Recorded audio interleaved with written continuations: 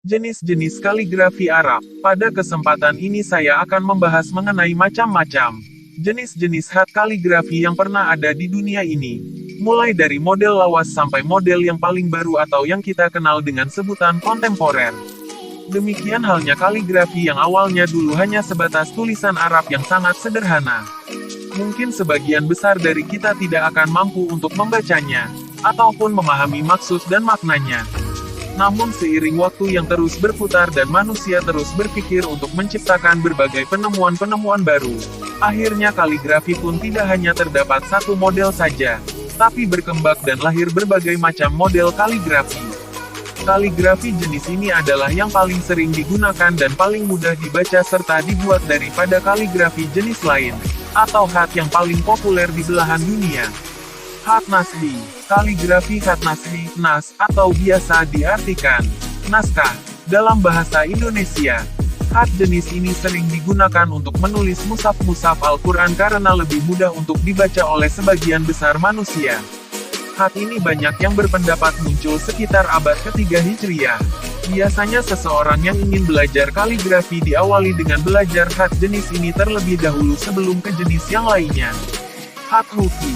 Kata Hufi berasal dari sebuah nama kota yaitu Hufah.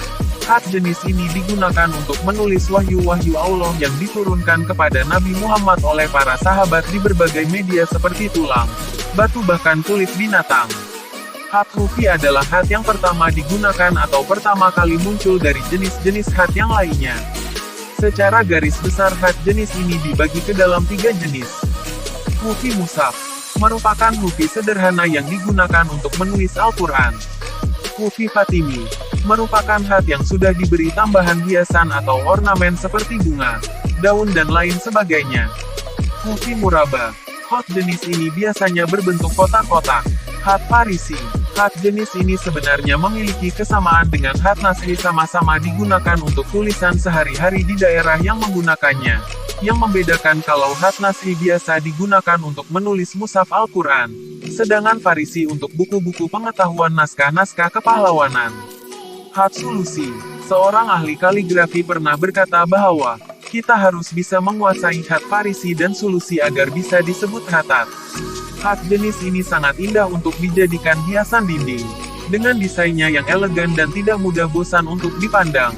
Tulisannya yang begitu simpel tidak terlalu sulit untuk dibaca walaupun bertumpuk-tumpuk. Khat Diwani. Jenis kaligrafi yang berikutnya adalah khat Diwani yang awal mula dirahasiakan oleh pemerintahan Daulah Utsmaniyah. Karena begitu indahnya khat jenis ini menurut mereka. Diwani awal mula dikenalkan pada halayak ramai ketika Konstantinopel jatuh di tangan Sultan Muhammad Al-Fatih pada tahun 857 Masehi. Namun penggunaan khat ini sangat terbatas, hanya digunakan untuk tulisan-tulisan resmi kerajaan seperti dokumen-dokumen negara. Khat Lika. Khat yang satu ini terbilang mudah untuk dipelajari. Dengan bentuknya yang sedikit kaku dan pendek sehingga banyak orang yang bisa menulis kaligrafi jenis ini. Namun sangat indah dan tidak kalah dari khat jenis lainnya. Namun kebanyak kaligrafir yang tidak begitu tertarik dengan model tulisan ini, karena terbilang sangat simpel dan mudah untuk dituliskan.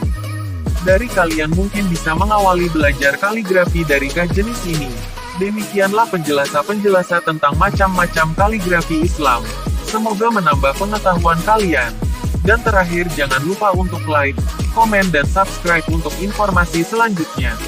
Terima kasih dan sampai jumpa.